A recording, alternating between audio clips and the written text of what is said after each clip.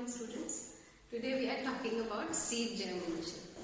In the earlier class we studied कि जब seed germination होना होता है तब सबसे पहला स्टेप होता है water absorption, और उस water absorption को जब seed water absorb करता है और swell up होता है, उसके integuments लूज हो जाते हैं और इंटेग्यूमेंट्स लूज होने से टर्जिड हो जाता है वो, और सारा मॉइस्चर आ जाता है अंदर, उसके अंदर सीड कोट्स दोनों टेस्टा एंड टेगमेंट को क्रॉस करते हुए वो प्रोसेस इम्बिबिशन कहलाता है। और उस इम्बिबिशन के बाद जितने भी एंजाइमेटिक रिएक्शंस होने होते हैं, मोबिलाइजेशन ऑफ फूड रिजर्व्स होते हैं, वो सब स्टार्ट होते हैं और सीड जर्मिनेशन का प्रोसेस शुरू होता है। ये होता है सीड जर्मिनेशन के बारे में। तो सीड जर्मिनेशन का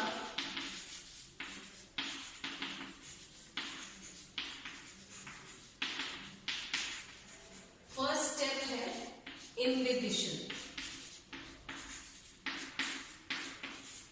ठीक है, इम्बिबिशन होने के बाद ये स्टडीज हुए साइंटिस्ट के द्वारा, तो ये पता चला कि न्यूक्लिक एसिड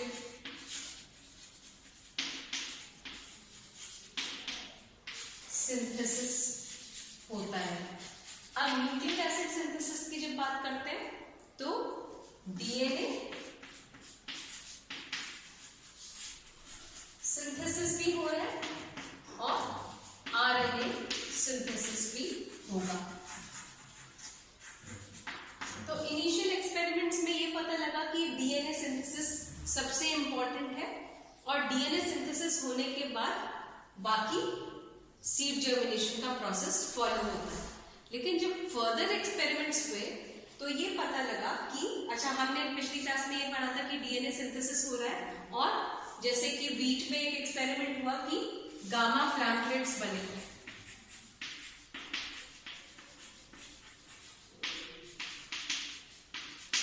गामा प्लांटलेट्स जो बने उनमें हमने देखा कि ड्राई मैटर इंक्रीज हुआ, आरएनए सिंथेसिस हुआ, प्रोटीन सिंथेसिस हुआ, लेकिन डीएनए सिंथेसिस नहीं हुआ। पूरे लाइफ टाइम में, जो वो प्लांटलेट की पूरी लाइफ टाइम के दौरान ड्राई मैटर में इंक्रीज हुआ, आरएनए सिंथेसाइज हुआ,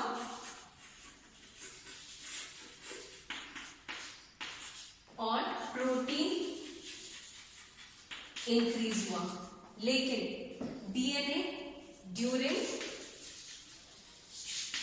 whole life time DNA was not synthesized।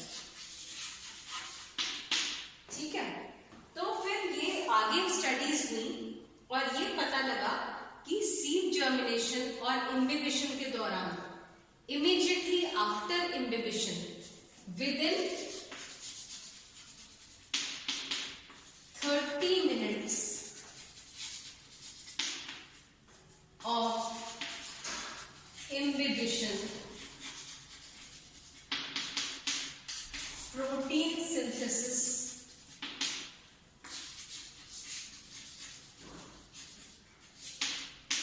begins।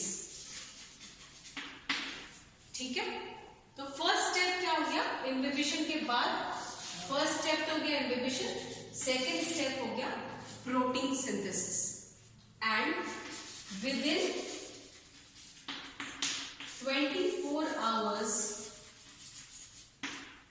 RNA synthesis also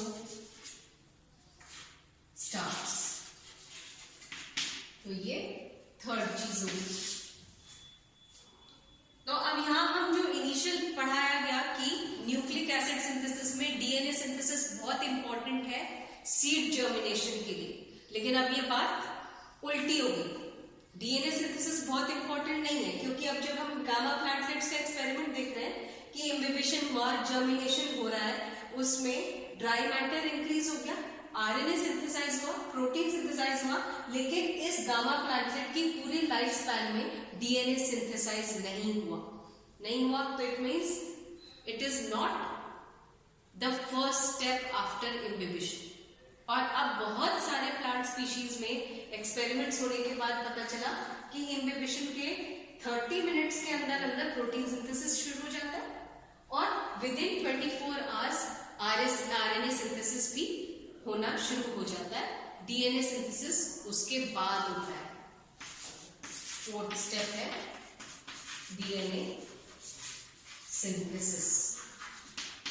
ठीक है, तो with new researches several theories change. ठीक है, तो पेन एक वैज्ञानिक है, पेन 1976, इन्होंने देखा कि ये चीजें पहले होती हैं डीएनए सिंथेसिस से, जब भी सीड जर्मिनेशन होता है और वैरायटी ऑफ स्पीशीज के अंदर यही प्रोसीजर है। इम्बिबिशन हुआ, प्रोटीन सिंथेसिस हुआ, आरएनए सिंथेसिस हुआ, डीएनए सिंथेसिस हुआ। तो इसका मतलब क्या हुआ कि जो सीड है, seed enclosed by 2 integuments, testa integument, presence of cotyledon may be there और कॉटिलिडन्स मे बी एब्सेंट। तो वो जो एम्ब्रियो है उसमें डिविजन्स होते हैं, जिससे कि पहले रेडिकल फॉर्म होता है, फिर प्लूम्यूल आता है। तो उसमें जो स्टेप्स फॉलो हो रहे हैं वो इस तरह से हो रहे हैं।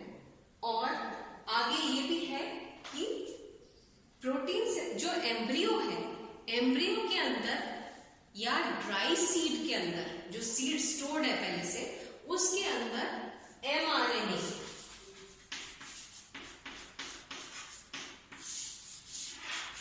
एम्ब्रियो में पहले से मौजूद जो एमआरएनए है उससे पहले प्रोटीन सिंथेसिस हो रहा है, फिर आगे और आरएनए सिंथेसाइज हो रहा है। तो this is very important that the mRNA is already present in the embryo when it is in the dormant state, when it is in the dry state। और ये mRNA टेम्पलेट की तरह act करके polysome formation होगा, protein synthesis formation होगा। उसके बाद बाकी आरएनए फॉर्मेशंस होंगे। आरएनए फॉर्मेशंस में हम कह सकते हैं हेट्रोजीनस न्यूक्लियर आरएनए बनेगा। ठीक है, ट्रांसफर आरएनए बनेगा और 5s आरएनए बनेगा। उसके बाद राइबोसोमल आरएनए बनेगा। ठीक है, तो ये सारी चीजें आपको बहुत अच्छी तरह से पता होनी चाहिए कि with research several theories are modified. Initially हम एक थ्योरी देते हैं वैज्ञानिक, उसके बाद और रिसर्च होता है तो उस थ्योरी में कुछ चेंजेस आ जाते हैं या नई थ्योरी बन जाती है। तो सबसे इंपॉर्टेंट चीज ये है कि germination begins with initial imbibition, and imbibition के साथ साथ एम्ब्रियो में प्रेजेंट एमआरएनए जो होता है वो एमआरएनए प्रोटीन सिंथेसिस में हेल्प करता है। तो सबसे पहले protein synthesis with in 30 minutes of imbibition शुरू हो जाता है। उस प्रोटीन सिंथेसिस के साथ साथ आरएनए सिंथेसिस होता है, जो कि जैसे फॉर एग्जांपल ट्राइटिकम ड्यूरम में एक्सपेरिमेंट्स हुए, तो उस ट्राइटिकम ड्यूरम में देखा गया कि 24 घंटे के अंदर अंदर आरएनए सिंथेसिस होता है और आरएनए सिंथेसिस के बाद डीएनए सिंथेसिस होता है। और क्योंकि ये हम कहते हैं डीएनए से एमआरएनए बनता है, एमआरएनए से प्रोटीन बनता है, तो आप लोग कह सकते हैं कि ये उल्टा कैसे हो रहा है कि प्रोटीन पहले बन रहा है, फिर आरएनए बन रहा है, फिर डीएनए बन रहा है, ये क्या है? तो इसका रीजन ये है कि एम्ब्रियो में ड्राई स्टेट में पहले से एम्ब्रियो में रिमेनिंग एमआरएनए प्रेजेंट था, वो एमआरएनए टेम्पलेट की तरह एक्ट करता है और उससे प्रोटीन्स बनते हैं, पॉलीसोम्स बनते हैं। उसके बाद आरएनए के भी वेरियस स्टेप्स होते हैं।